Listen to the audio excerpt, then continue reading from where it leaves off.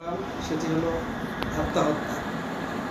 এই বিষয়টা, এই আত্মহত্যাটা আমাদের দেশে তথা সারা বিশ্বেই একটা প্রচলন হয়ে গেছে। রাগের বশবর্ত হয়ে, জিদের বশবর্ত হয়ে, মা বাবার সাথে ঝগড়া করে, স্ত্রীর সাথে ঝগড়া করে বিভিন্নভাবে আত্মহত্যার পথ বেছে নেয়। টেনশনের কারণে আত্মহত্যার পথ বেছে নেয়। অথচ আত্মহত্যার ব্যাপারে রাসূল কারীম সাল্লাল্লাহু আলাইহি ওয়াসাল্লাম এই বিষয়ে খুব কঠোরভাবে হুঁশিয়ারি দিয়েছেন।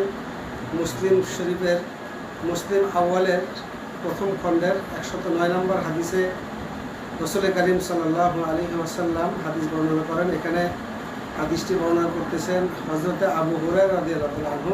তিনি বলেন, আন আবি হুরায়রা রাদিয়াল্লাহু আনহু قال قال رسول الله صلى الله عليه وسلم من قتل نفسه بحديدة فحديدته في يده يتوجأ بها في بطنه في نار جهنم خالدا مخلدا فيها أبدا। আবু হুরায়রা রাদিয়াল্লাহু আনহু বলেন, রাসূল কারীম সাল্লাল্লাহু আলাইহি ওয়াসাল্লাম বলেন এই কথা, উনি থেকে বর্ণিত, যে কোনো ব্যক্তি যদি কোনো লোহা দ্বারা আত্মহত্যা করে, অর্থাৎ কোনো লোহার দ্বারা বা কোনো অস্ত্র দ্বারা সে আত্মহত্যা করে বা সে অস্ত্রটি তার পেটের মধ্যে সে ঢুকিয়ে দেয়, এইভাবে যদি সে আত্মহত্যা করে, সে জাহান্নামের মধ্যে চিরকাল ওইভাবেই থাকবে। অর্থাৎ যেই জিনিস দ্বারা সে আত্মহত্যা করলো, ওই জিনিসটাই তাকে জাহান্নামে দেওয়া হবে। সে বারবার সেখানে আত্মহত্যা ওইভাবেই সে করতে থাকবে, আর ওই যন্ত্রণা সে ভুগতে থাকবে। এবং রাসূল কারীম সাল্লাল্লাহু আলাইহি ওয়াসাল্লাম বলেছেন, ওমান শারিবা সাম্মান ফাকাতালা নাফসাহু ফাহুয়া ইয়াতাহাসসাহু ফি নারি জাহান্নাম খালিদান মুখাল্লাদান ফিহা আবাদা। কোনো ব্যক্তি যদি বিষ পানে আত্মহত্যা করে, তাহলে তাকে জাহান্নামের মধ্যে সেই বিষ দেওয়া হবে। সে ওইভাবে যন্ত্রণায় বারবার সে ওইখানে সে পতিত হবে।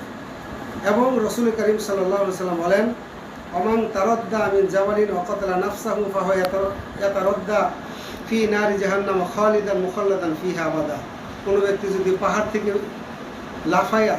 লাফিয়ে যদি কেউ মারা যায়, তাহলে আত্মহত্যা করে, ওই জাহান্নামের মধ্যে ওই পাহাড় থেকে গড়িয়ে গড়িয়ে গড়িয়ে গড়িয়ে সে নিচে পড়বে, আর সেই যন্ত্রণা সে ভুগতে থাকবে।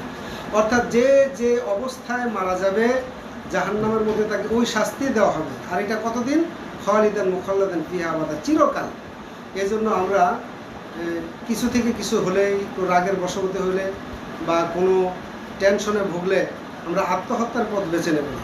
আমরা আল্লাহর উপর তাকওয়া, আল্লাহর উপর তাওয়াক্কুল, আল্লাহর উপর ভরসা এবং দোয়া কান্নাকাটির মাধ্যমে আল্লাহ তাআলার কাছে ওই জিনিস থেকে আমরা পানা চাইব। কিন্তু আত্মহত্যা করলে আমাদের জীবনের সব কিছুই বৃথা চলে যাবে।